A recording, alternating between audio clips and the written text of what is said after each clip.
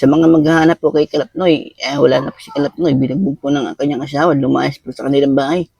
Yun po aking balita. Kaya nakakaawa naman po si Kalapnoy.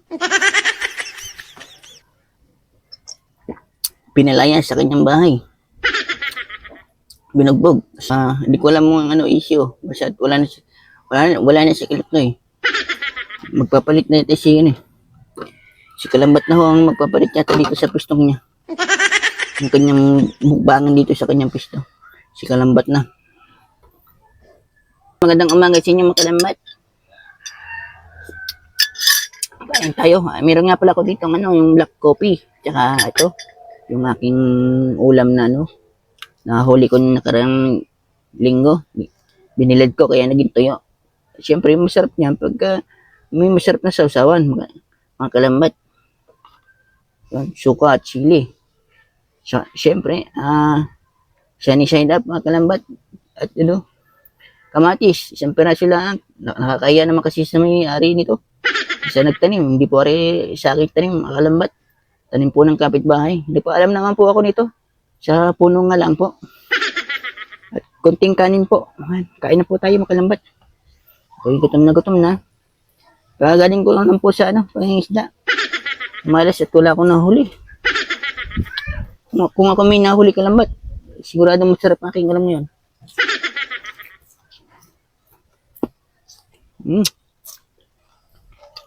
Sarap.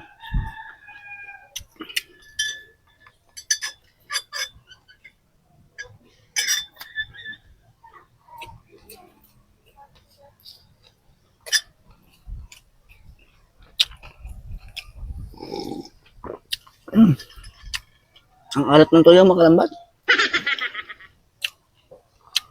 Nasobrahan yata sa asin.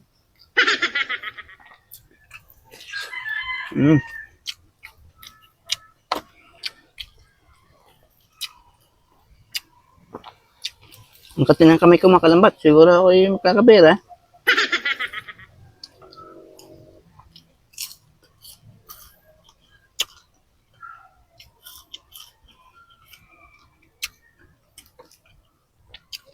Unti-unti lang ating ulam mga Kalambat na itlog para matagal maubos.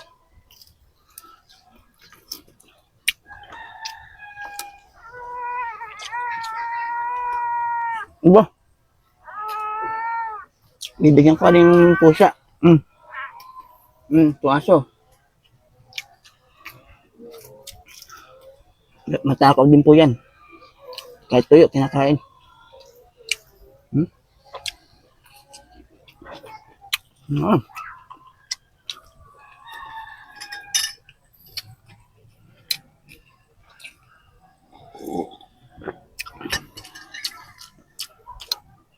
Ang kati talaga ng kamay ko mga Kalambat. Saradong magkakapera ko nito mamaya.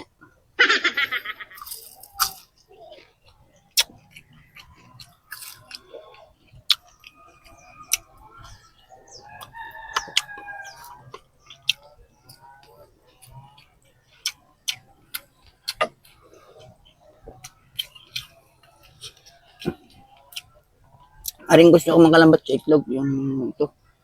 Ang kanyang sabi nila pula, pero sa ko naman dito dilaw hindi naman pula.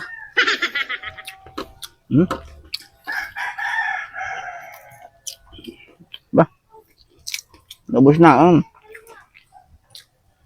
yung isang sa inyo na yung ulo.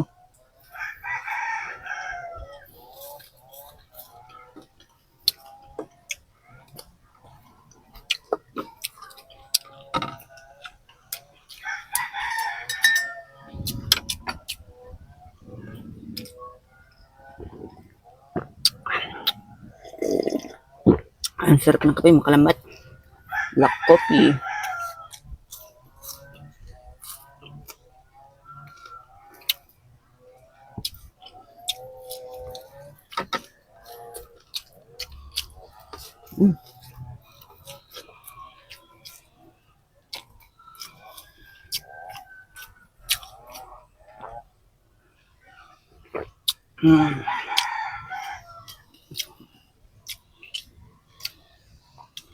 Sa mga Sa mga maghahanap po kay Kalapnoy, wala na po si Kalapnoy. Binugbog po ng kanyang asawa. Lumayas po sa kanilang bahay.